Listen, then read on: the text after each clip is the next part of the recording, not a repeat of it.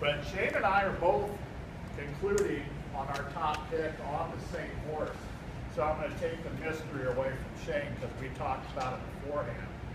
And my pick for the Derby is Dortmund. I don't really have too much doubt about picking Dortmund for the Derby. I don't see any reason not to pick him. He's got tactical speed, he's improving, and he's shown he can win a tough race. Great. And the race that really got me to choose Dortmund was actually a race quite a while ago, which is this one right here, which was December 20th, 2014. So these are 2-year-olds, right? And it's Dortmund, Mr. Z, and Firing Line, and I thought the best Derby prep race I saw all year. Yeah, go ahead. One, Los Alamitos Futurity. I believe we'll see when he breaks. Dortmund. They're up. He's the 3. Yeah, he's And the 3. even beginning. Dortmund began well with Firing Line on the outside along with Mr. Z. Those two will go on with it, and Dortmund will sit back in 3rd. No problem 4th through the opening furlong, and Bench Warrant is the early trip. Into the first turn, and Mr. Z takes a very narrow lead with Firing Line keeping pace. 4 lengths back. Dortmund gets the ideal setup in 3rd. Then comes Bench Warrant 4th, about 9 lengths off that pair. And no problem just outside of him, less than 6 furlongs to go. Mr. Z by a head. Firing Line up alongside. Dortmund in the clear, a length and a half back 3rd. Then comes No Problem 4th with 7 to make up. And Bench Warrant is at the back. Heading to the half-mile pole, Mr. Z with Firing Line keeping him honest. Dortmund still 2 behind in 3rd. No Problem is inched up just a bit on the inside 4th. Bench Warrant trails. They're heading to the 3/8 pole. Mr. Z starts to sneak away. Mr. Z opens up a length. Firing Line now comes right back at him. Dortmund still in hand 3rd. These 3 are now battling it out as Firing Line has made his move. And he puts his head in front. Mr. Z, they've been 1-2 the entire journey. Dortmund's got a clear path. He's asked to get after them now. And then No Problem. They're heading to the 8th pole. Mr. Z, tenacious. Dortmund on the outside, and Firing Line is in between them. It's the race we've all been waiting for. Firing Line has his nose in front. Mr. Z follows right back. Dortmund still a half length back 3rd. Mr. Z, the experience. Dortmund on the outside with the brilliance. They're coming to the wire with Firing Line between them. Firing Line or Dortmund. Photo finish. A thriller in the futurity. Dortmund, Firing Line, and Mr. Z a long way back to Bench Warrant in 4th. What a race. Take a look at that time. Ladies and gentlemen, 140.86. please welcome These are into 2-year-olds. the circle. Tell me something else that ran that Dortmund. fast. Nobody. Dortmund is a 2-year-old chestnut Nobody by ran that Nick really Brown that fast. out of our And Josephina. One thing that really gets me sometimes about handicappers is they'll take a race like this and they'll devalue it because it was run at Los Alamitos. I think that's nonsense. Those are 3 of the best horses that have run most consistently in prep races that are on the Derby trail, and they all hooked up and they all ran extremely hard, and who won? Dortmund did. I don't care if it's at Los Alamitos. And I think the other horse that's had races devalued a lot is Firing Line. Did you see that race he ran? He's in between horses the entire time, and he guts it out all the way, and he gave Dortmund everything Dortmund wanted. In the next race at Santa Anita, when he passed him, and then Dortmund had to come back to meet him. So 2 of the horses I really like are Dortmund and Firing Line. If I like Dortmund, I gotta like Firing Line, right? It would be complete nonsense for me not to like that horse if I picked Dortmund as my top pick. That was a brilliant race. That was by far the best race of 2-year-olds, except for, you could maybe say Far From Over, overcoming all that trouble, and whichever race that was in New York. But he's gone, right? He's out of there. So I'm not worried about Far From Over anymore. Initially thought he was going to be a very tough horse. That race right there, that happened a long time ago. That's why I like Dortmund. And since then, he's done nothing wrong. And he's trained by Bob Baffert, not too bad. So that's my pick. Shane? Go ahead. Me and Fred don't agree a lot, but when we did the contest, I tried to pick a lot of long shots on the Derby trail. It seemed seemed like this year's Derby preps were a lot of horses that were good and a lot of horses that were mediocre. So it's tough to tell how tested some of these horses were, because like Carpe Diem had an easy win in the last one. American Pharoah was never challenged down in Arkansas.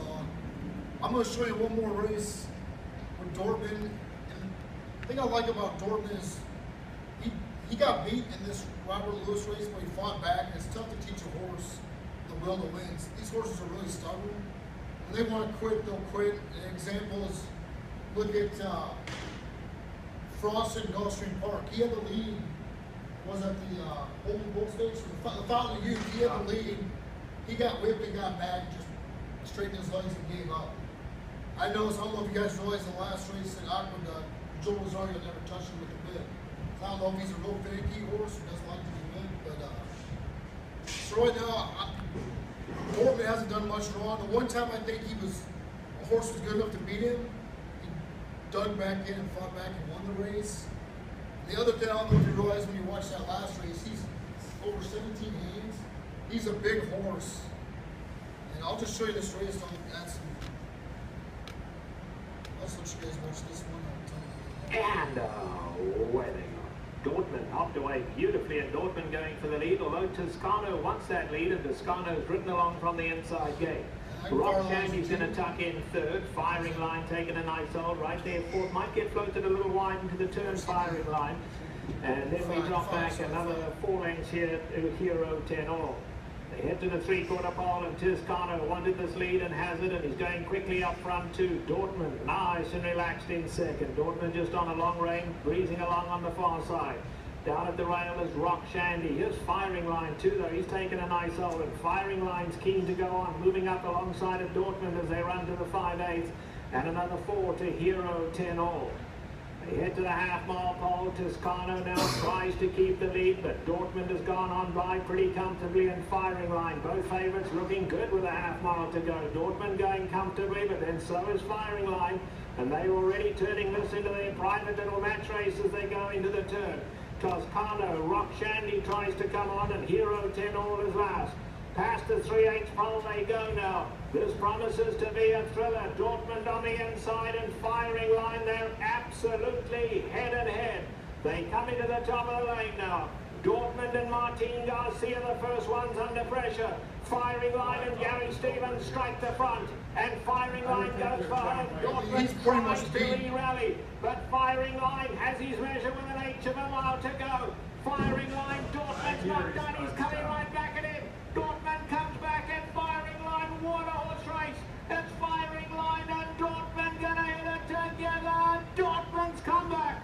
Dortmund in an absolute thriller over Firing Line. Rock Shandy was third. Wow. So far in San Diego, the last 3 preps, no one's been good enough to even challenge Dortmund. The one time I think he was challenged and defeated, he dug back in, fought back, and won the race. So that says a lot. I think American Pharoah's a good horse, but he really hasn't been challenged in the last 2 races, so it's tough to see how good he is. The one thing about American Pharoah is he's proven on the slop. So I think if it's a sloppy track, you definitely want to look at taking American Pharoah. And then the other honorable mention on that list is the Carpe Diem. The weird thing about Carpe Diem is a Stormcat.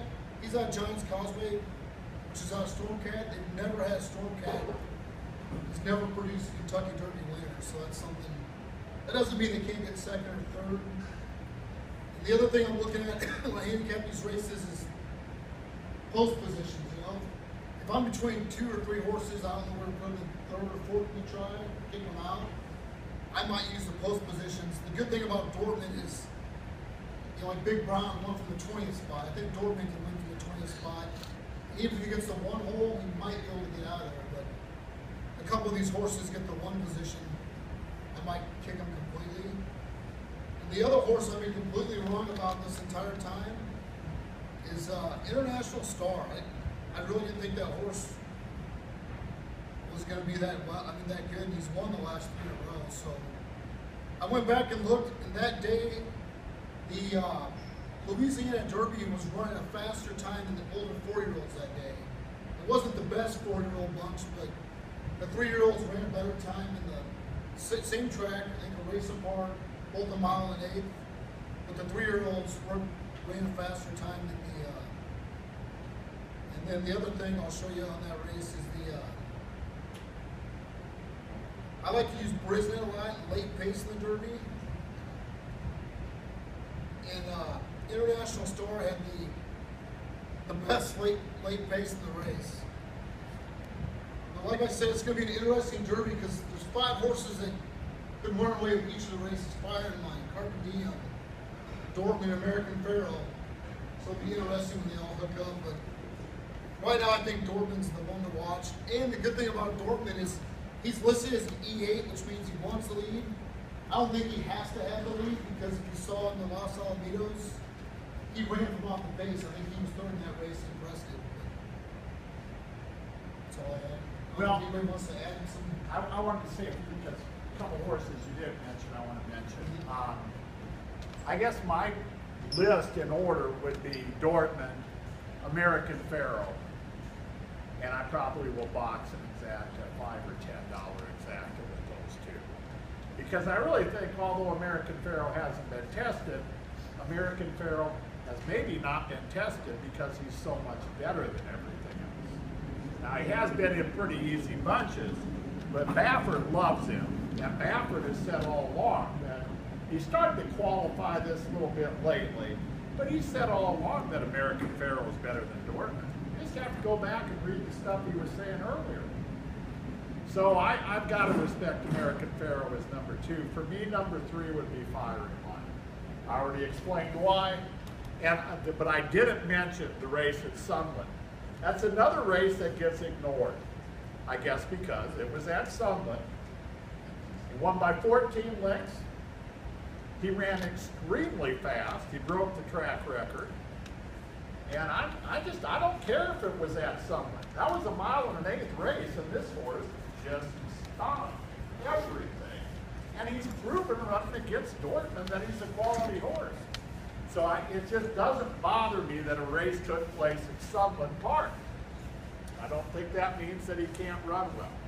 So that'd be my number 3. Now, Shane didn't mention this horse at all, but I think you better consider Mubtahish. Oh, that's the one for him. That horse has run 1 3/16 twice. He's looked brilliant in both of them. They're not coming over here for shits and giggles, folks. They plan to come for the Derby. And that trainer's smart. And I'll tell you another thing I like about that horse. He's not running on Lasix. The trainer said, we don't need Lasix. The horse doesn't bleed. We're not going to change things because we're coming to the United States. You know what? That tells me it's a confident trainer. And it also tells me it's a trainer that isn't full of shit, to put it bluntly. He's just saying, the horse doesn't bleed, I'm not running him on Lasix. I'm not playing that game. I really respect that. And I think that horse has a chance to upset everybody. He's a closer, but he doesn't get too far behind. And he looked absolutely brilliant in that race in the top. Again, you could say, oh, he wasn't running against anybody. He's the only horse that's run 1 3/16 twice already and showed that he loves the distance. So I think he would be my number 4. Then after that, this is another one Shane didn't mention, but Materiality looked awful good. I think he's a little too fresh, though. I don't think he's battle tested. I can't really put him up very high. I would put Carpe Diem above. That would be my number 5. I think what I'll do for a betting strategy in the Derby is I'll mainly bet Dortmund to win in place, and then I'll box him on the top and bottom with several horses in the exacta.